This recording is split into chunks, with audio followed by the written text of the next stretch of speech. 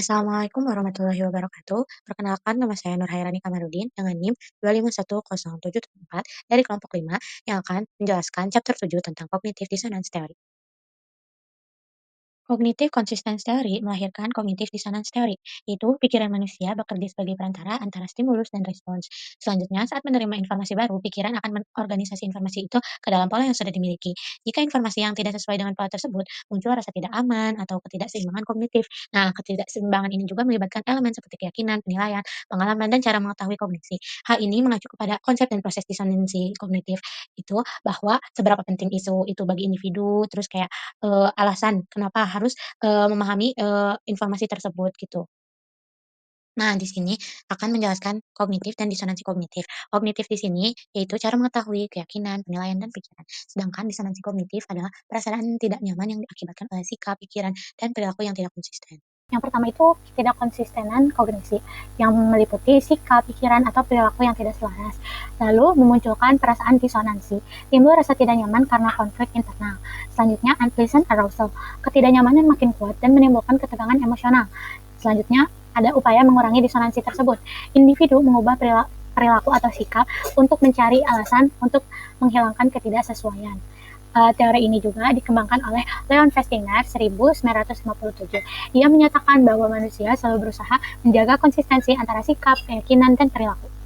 Dimisalkan ketika ada satu pasangan, yaitu laki dan perempuan yang berpacaran, kemudian mereka mengalami konflik yang sangat berat, tapi dicari dulu titik terangnya sehingga tidak dimungkinkan untuk mereka putus. Selanjutnya kita akan beralih ke cara mengatasi disonansi tersebut.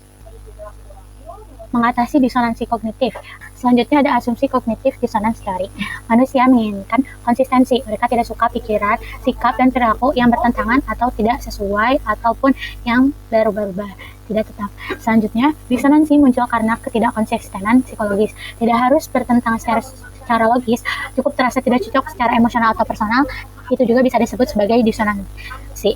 Disonansi juga adalah kondisi aversif atau tidak menyenangkan. Disonansi bahkan memunculkan psychological arousal atau reaksi tubuh. Selanjutnya, disonansi memotivasi orang untuk mengabaikan konsistensi. Mereka terdorong untuk menghindari konflik kognitif dan mencari jalan keluar. Selanjutnya, yang telah dibahas sedikit tadi, di sini akan membahas konsep dan proses cognitive dissonance theory.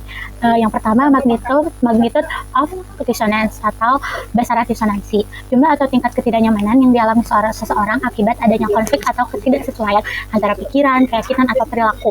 Yang pertama, dari tingkat kepentingan atau nilai kognitifnya, seberapa penting informasi yang diberikan. Yang kedua, rasio disonansi, besaran jumlah kognisi disonan berbanding dengan jumlah kognisi konsonan. Yang ketiga, rasionalitas, alasan yang diberikan untuk bertindak dengan cara yang tidak konsisten dengan kepercayaan seseorang. Selanjutnya, faktor pengaruh disonansi. Yang pertama ada importance atau kepentingan, seberapa penting isu tersebut mengenai tingkat disonansi yang dirasakan. Yang kedua, disonansi rasio, yang tadi jumlah kognisi yang bertentangan relatif terhadap jumlah kognisi yang sesuai. Yang ketiga, rasionalisasi, alasan atau pemikiran yang digunakan untuk menjelaskan mengapa inkonsistensi tersebut terjadi. Di sini ada coping with dissonance atau cara mengatasi disonansi. Yang pertama, menambah keyakinan yang selaras, yaitu di kognisi konsonan. Yang kedua ada mengurangi pentingnya keyakinan yang tidak selaras atau disonansi kognitif.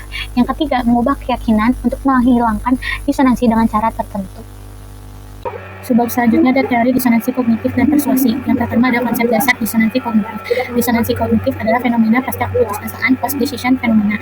Dalam penelitian mengenai teori ini banyak berfokus pada persuasi, terutama dalam konteks pengambilan keputusan. Yang kedua, disonansi didefinisikan sebagai perasaan tidak nyaman, feelings of discomfort yang dialami seseorang setelah mengambil keputusan, terutama pembelian besar. Contoh klasiknya, seseorang yang membeli mobil BMW misalkan, tetapi ternyata tidak sesuai klasifikasi terbaru saat ini, berbanding berbeda dengan mobil BYD yang merupakan klasifikasi terbaru saat ini. Itu adalah pengambilan keputusan terutama pembelian besar. Selanjutnya, poin kedua ada studi kasus dan bukti empiris. Yang pertama, pembeli mobil oleh Brownlee dan Ivan Civic 1970. Kelompok pembeli yang dihubungi menegaskan kebijaksanaan pembelian. Mereka mengalami pengurangan disonansi. Kelompok yang tidak dihubungi tidak mengaktifkan disonansi. Selanjutnya mekanisme pengurangan disonansinya itu menegaskan kembali kebijaksanaan keputusan. Yang kedua ada taruhan pacuan kuda oleh Knox dan Inkster 1968. Para petarung merasa lebih percaya diri tentang peluang kuda mereka setelah memasang taruhan daripada sebelum memasangnya. Mekanisme pengurangan disonansinya itu memilih satu kuda yang bertentangan dengan kemungkinan yang kalah, sehingga individu meningkatkan keyakinan mereka terhadap dari kuda yang dipilih. Masih pada subbab studi kasus yang ketiga ada Kultus Kiamat oleh Festinger, Riken, dan Skaksar 1956. Setelah prediksi bencana banjir atau kiamat yang gagal, kelompok mengalami disonansi yang ekstrim, sehingga untuk mekanisme pengurangan disonansinya, pemimpin Miskis mengklaim pesan baru dari spiritual beings bahwa iman mereka telah menyelamatkan dunia. Mereka menggunakan interpretasi selektif dan mencari anggota baru untuk mengurangi dan membenarkan keputusan mereka. Poin ketiga dari subbab ini, aplikasi dan strategi pengurangan disonansi. Disonansi kognitif dan pengurangannya terlihat dalam berbagai konteks termasuk komunikasi keluarga, politik, dan kesehatan. Strategi pengurangan disonansi secara umum, yang pertama meningkatkan keyakinan tentang kebaikan atau keunggulan pilihan yang sudah dibuat. Yang kedua mencari dukungan eksternal, menemukan informasi atau orang yang mendukung keputusan tersebut, misalnya Kultus Kiamat yang mencari anggota baru. Yang ketiga selektivitas informasi, menggunakan interpretasi selektif atau mencari informasi baru yang mendukung keputusan. Yang terakhir dari aplikasi dan strategi pengurangan disonansi ada analogi untuk memahami disonansi. Disonansi kognitif dapat diibaratkan seperti memiliki dua magnet kutub yang sama. Keputusan A dan keyakinan B yang dipaksa berdekatan. Tolakan dan ketidaknyamanan yang dihasilkan adalah disonansi. Untuk mengurangi tolakan tersebut, Anda harus mengubah kekuatan salah satu magnet, misalnya memperkuat keyakinan bahwa keputusan itu benar, atau menambahkan bahan penyangga yang logis, atau menambah informasi baru sehingga kedua magnet tetap berdampingan tanpa menyebabkan konflik internal yang menyakitkan. Selanjutnya ada kelemahan CDT utility atau kegunaan meskipun para peneliti telah menggunakan dan merevisi dari Festinger sejak 1957 dan beberapa ahli menunjuk teori tersebut sebagai pencapaian utama dalam psikologi sosial oleh Aron dan Aron 1989 yang menjelaskan bahwa teori tersebut memang memiliki kelemahan dari para penentangnya. Sebagian besar kritik berkaitan dengan kegunaan dan keterujian teori tersebut. Kenapa dianggap lemah? Karena konsep CDT ini dianggap tidak jelas, konseptual kabur, bercampur dengan self-concept dan impression management.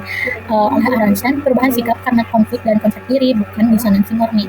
Menurut Janis dan Gilmer, ada bias scanning. Orang mencari argumen yang mendukung perilaku tidak konsisten, sehingga insentif besar munculkan kecurigaan dan rasa bersalah, kemudian munculkan tidak terjadi perubahan sikap. Kelemahan CDT terkait utility atau kegunaan. Yang pertama, alternatif penjelasan perilaku atau self-perception oleh Ben. Sikap ditentukan dari observasi perilaku sendiri. Yang kedua ada self-affirmation atau skill. Disonansi muncul karena ancaman pada integritas moral. Yang kedua ada kurangnya perhatian pada faktor pilihan oleh Whitland dan Brown. Perubahan hanya terjadi jika individu merasa punya pilihan bebas. Yang ketiga, kurang memperkenalkan peran kelompok oleh Cooper and Stone. Identitas sosial mengaruhi pengalaman disonansi. Yang keempat, multiple mode problem. Selalu banyak cara mengurangi disonansi, sehingga teori sulit memprediksi secara pasti. Selanjutnya ada testability atau keterujian. Teori disonansi kognitif dikritik karena sulit dibuktikan salah, sehingga lemah dalam hal uji kelayakan. Namun teori ini tetap sangat berpengaruh dan membantu menjelaskan hubungan antara pikiran, sikap, emosi, dan perilaku. Setelah digunakan dalam ribuan penelitian, banyak juga yang mendukungnya, sehingga kritik dan revisi membuat teori ini makin berkembang. Pada akhirnya, konsep disonansi masih menjadi acuan penting dalam penelitian psikologi dan komunikasi. Kognitif disonansi dan persepsi adalah kognitif disonansi teori adalah teori yang menjelaskan bahwa ketika seseorang melihat tidak sesuai antara sikap, keyakinan, dan perilaku, ia akan merasa tidak nyaman atau disebut juga disonansi sendiri. Untuk mengurangi ketidaknyamanan ini, orang akan mengatur cara melihat, memilih, dan mengingat informasi melalui proses persepsi selektif. Nah, di sini ada proses persepsi selektif. Yang pertama, selective exposure. Orang mencari informasi yang mendukung sikap atau perilaku mereka. Yang kedua, selective attention. Fokus pada informasi yang selaras dengan keyakinan yang sudah dimiliki, mengabaikan fakta, data, atau argumen yang tidak sesuai. Yang ketiga, selective interpretation. Orang menafsirkan informasi yang ambigu agar sesuai dengan keyakinannya. Yang keempat, selective retention. Orang lebih mudah mengingat informasi yang mendukung sikap atau perilaku mereka. Minimal justification atau pembenaran minimal. Ada pemberian insentif kecil mungkin untuk membuat seseorang mengubah perilakunya. Contohnya ketika seseorang melakukan tindakan yang tidak sesuai dengan kepercayaannya dengan pembenaran yang kecil, besaran disonansi yang dialami akan lebih besar. Hal ini mendorong individu untuk mencari cara lain untuk membenarkan tindakan tersebut seperti mengubah kondisi mereka. Sehingga Festingan 1957 menyebutkan jika ingin memperoleh perubahan pribadi selain hanya kepatuhan publik, berikan hadiah atau hukuman kecil mungkin untuk memunculkan kepatuhan tersebut. Mungkin cukup sekian yang bisa saya sampaikan. Mohon maaf jika banyak salah, dan untuk lebihnya mohon semoga bisa dipahami. Terima kasih.